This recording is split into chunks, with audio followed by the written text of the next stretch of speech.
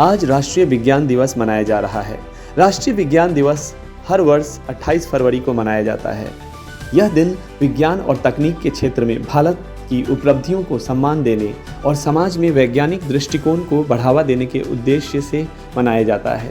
इस दिन को मनाने का मुख्य कारण प्रसिद्ध भारतीय वैज्ञानिक सर चंद्रशेखर वेंकट रमन द्वारा 28 फरवरी 1928 को की गई रमन प्रभाव की खोज है, जिसके लिए उन्हें 1930 में नोबेल पुरस्कार से सम्मानित किया गया था। राष्ट्रीय विज्ञान दिवस मनाने का उद्देश्य विज्ञान और प्रौद्योगिकी के प्रति जागरूकता बढ़ाना है। यह दिन विद्यार्थियों और युवाओं को विज्ञान के प्रति आकर्षित करने और उन्हें इस क्षेत्र में नई खोजों के लिए प्रेरित करने का एक अवसर प्रदान करता है। साथ ही यह समाज में वैज्ञानिक दृष्टिकोण को बढ़ावा देने और अंधविश्वासों को दूर करने में भी सहायक होता है। शुक्रवार 28 फरवरी 2025 को मुंबई के भायखला ईस्ट में बीए रोड पर स्थित न्यू ग्रेट ईस्टर्न मिल्स के पास सालसेट 27 नामक 57 मंजिला इमारत की 42वीं मंजिल पर आग लग गई। मुंबई फायर ब्रिगेड MFB को सुबह 10:45 पर इस घटना की सूचना मिली, जिसके बाद इसे लेवल 1 मामूली आग घोषित किया गया। आग की स्थिति और बचाव कार्य से रिलेटेड समाचार आपको दे दें। आग सिर्फ 42वीं मंजिल तक ही सीमित रही और अब तक किसी के हताहत होने की सूचना नहीं है। दमकल विभाग ने 5 दमकल गाड़ियों, 3 जंबो टैंकर, एक उन्नत जल टैंकर, एक ब्रीदिंग अपराइट वैन, एक हाई प्रेशर वैन, एक high rise fire fighting van और 2 एम्बुलेंस को मौके पर भेजा। मुंबई पुलिस, बेस्ट और PMC का स्टाफ भी राहत और बचाव कार्य में जुड़ा है। फिलहाल आग लगने के कारणों की जांच जारी है, पता नहीं चल पाया है। लोगों से अनुरोध किया गया है कि वे घटना स्थल से दूर रहें ताकि बचाव कार्य सुचारू रूप से चल सके। महाकुंभ मेले से प्रसिद्ध हुई मोनालिसा भोसले ने हाल ही में नेपाल में महाशिवरात्रि महोत्सव के दौरान अपना पहला अंतर्राष्ट्रीय स्टेज परफॉर्मेंस दिया। इस कार्यक्रम में उन्होंने दर्शकों से बातचीत की और डांस मूव से सबका दिल जीता। परफॉर्मेंस शुरू करने से पहले मोनालिसा ने दर्शकों को आई लव यू कहकर संबोधित किया, जिससे वहां मौजूद लोगों में उत्साह बढ़ गया। इस कार्यक्रम का वीडियो मोनालिसा ने अपने इंस्टाग्राम हैंडल पर साझा किया, जिसमें उन्होंने कैप्शन दिया, मेरी मौलापुर नेपाल महाशिवरात्रि महोत्सव लाइव स्टेज परफॉर्मेंस 2025। इस वीडियो पर फैंस ने सकारात्मक प्रतिक्रियाएं दी। एक यूजर ने लिखा, बहुत अच्छा, इसे जारी रखो, जबकि दूसरे ने कहा, आप फुल कॉन्फिडेंस के साथ बोलो, डरने की कोई ज़रूरत नहीं है। मोनालिसा की बढ़ती लोकप्रियता ने उन्हें फिल्म इंडस्ट्री में भी अवसर दिलाए हैं। निर्देशक सनोज मिश्रा ने उन्हें अपनी आगामी film the diary of Manipur में मुख्य भूमिका के लिए साइन किया है। इस फिल्म में मोनालिसा एक लोअर मिडिल क्लास फैमिली की लड़की की भूमिका निभा रही हैं, जिसका परिवार मालाएं बेचकर अपनी आजीविका चलाता है। कहानी मणिपुर के एक रिटायर्ड सेना के जवान की बेटी के संघर्षों पर आधारित है, जो सेना में शामिल होने का सपना देखती हैं। नेपाल में महाशिवरात्रि महोत्सव के दौरान मोनालिसा की परफॉर्मेंस ने उनकी लोकप्रियता को और भी बढ़ाया है और उनके फैंस उनकी आगामी फिल्म का बेसब्री से इंतजार कर रहे हैं। हिमाचल प्रदेश और जम्मू कश्मीर में हाल ही में भारी बर्फबारी और बारिश हो रही है, जिससे जनजीवन प्रभावित हुआ है। हिमाचल प्रदेश के लाहौल और स्पीति जिलों में सड़कों पर बर्फ की मोटी चादर बिछ गई है, जिससे स्थानीय लोगों को कठिनाई का सामना करना पड़ रहा है। मौसम विभाग ने हिमाचल प्रदेश के मंडी, कांगड़ा, कुल्लू और चंबा जिलों में भारी से बहुत भारी बारिश और बर्फबारी की चेतावनी जारी की है। जम्मू कश्मीर में भी ताज़ा बर्फबारी के कारण कई इलाकों में 1 से 2 फीट तक बर्फ जमा हो गई है, जिससे श्रीनगर कारगिल राजमार्ग और मार्ग बंद हो गए हैं। मौसम विभाग ने 28 फरवरी की दोपहर तक हल्की से मध्यम बारिश और बर्फबारी की संभावना जताई है, जिसके बाद मौसम में सुधार की उम्मीद है।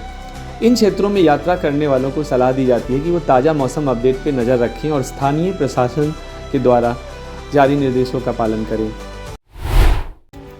कैलिफोर्निया में 14 फरवरी को हुई सड़क दुर्घटना में नीलम शिंदे को एक कार ने टक्कर मारी और दुर्घटना के बाद आरोपी चालक गंभीर रूप से घायल छात्रा को छोड़कर फरार हो गया। हालांकि सैक्रामेंटो पुलिस विभाग ने 19 फरवरी को आरोपी लॉरेंस गैलो को गिरफ्तार कर लिया। पुलिस ने बताया कि घटना की जानकारी शाम 7 बजे से पहले मिली थी और जब अधिकारी घटनास्थल पर पहुंचे तो उन्होंने नीलम शिंदे को गंभीर हालत में पाया। नीलम को तत्परता से अस्पताल भेजा गया, जहां उन्हें आपातकालीन ब्रेन सर्जरी भी करानी पड़ी। नीलम की हालत गंभीर बनी हुई है, वह कोमा में है और उनके दोनों हाथ और दोनों पैर फ्रैक्चर हो गए हैं। यह घटना वाकई दिल दहलाने वाली है। उनका परिवार बहुत ही कठिन समय से गुजर रहा है और उनके पास पहुंचने के लिए वीज़ा प्राप्त करने की कोशिशें की जा रही हैं। हालांकि वीज़ा प्राप्त करने में कुछ समय की देरी हुई है, लेकिन एनसीपी नेता सुप्रिया सुले के हस्तक्षेप के बाद विदेश मंत्रालय ने शीघ्र वीज़ा साक्षात्कार की व्यवस्था की, जिससे नीलम के परिवार को उनकी बेटी के पास जल्दी पहुंचने में मदद मिल रही है। हम उम्मीद करते हैं कि नीलम जल्द ही स्वस्थ हो जाएं और उनका परिवार इस कठिन समय से उबरने में सक्षम हो। कल प्रकाश झा का जन्मदिन था।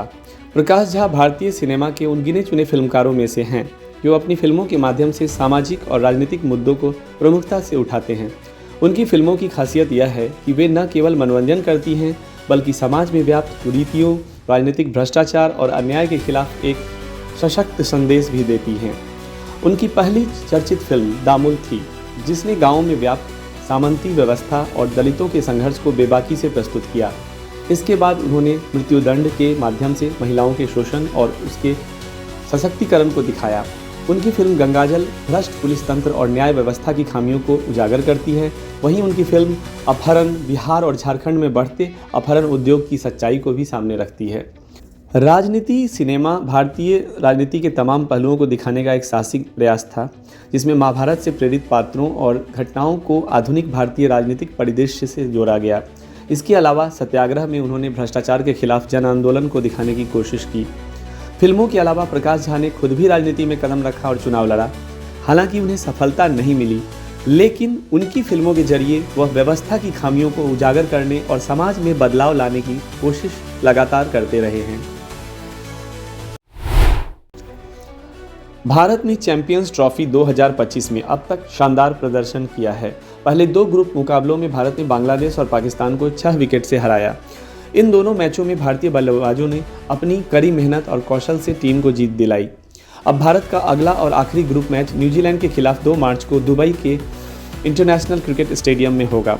यह मुकाबला दोपहर 2:30 में शुरू होगा और भारत की नज़रें तीसरे मैच में भी जीत पर ही रहेंगी, ताकि वह सेमीफाइनल में अपनी जगह पक्की कर सकें।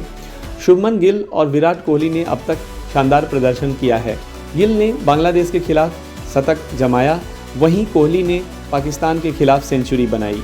गिल ने अब तक 2 मैचों में 147 रन बनाए हैं, जबकि कोहली ने 122 रन बनाए हैं। दोनों भारतीय टीम के लिए महत्वपूर्ण योगदान दे रहे हैं।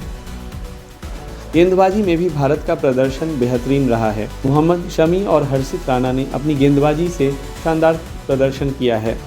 शमी ने 2 मैचों में 5 विकेट लिए हैं, जबकि राणा ने 4 विकेट चटकाए हैं। स्पिन गेंदबाजी में कुलदीप यादव ने भी अच्छा परफॉर्मेंस किया है, उन्होंने 3 विकेट झटके हैं। भारत का अगला लक्ष्य न्यूजीलैंड को हराकर सेमीफाइनल में जगह बनाना है।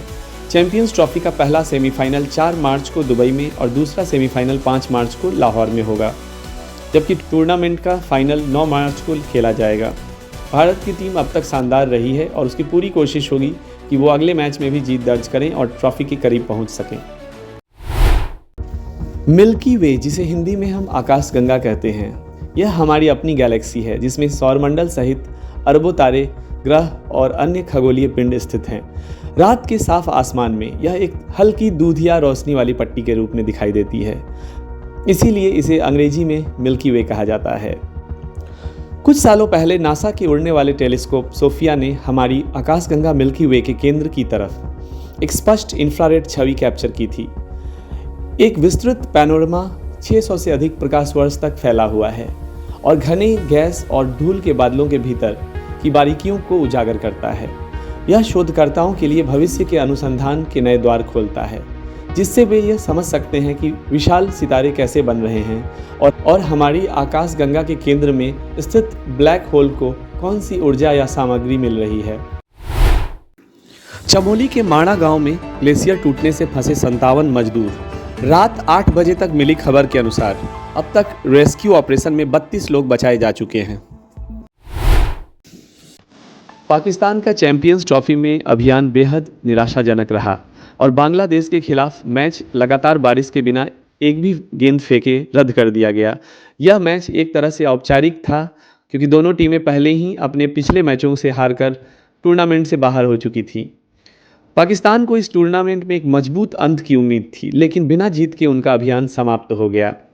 पाकिस्तानी टीम के खराब प्रदर्शन पर विकेटकीपर बल्लेबाज मोहम्मद रिजवान ने निराशा जताते हुए कहा, हम सभी बहुत निराश हैं। हम यहाँ अपने देश के लिए हैं। पाकिस्तान हमारी प्राथमिकता है और हमें इससे बहुत उम्मीदें हैं। हमसे भी लोगों को बहुत उम्मीदें हैं।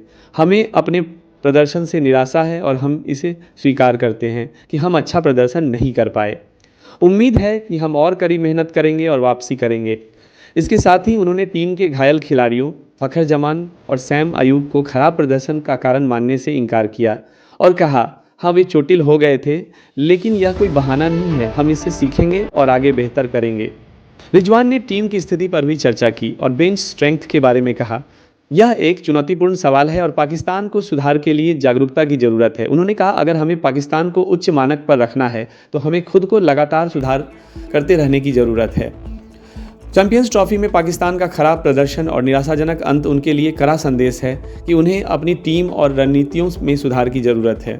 इस हार से उन्हें आगामी प्रतियोगिताओं के लिए सीखने और सुधारने का मौका मिलेगा।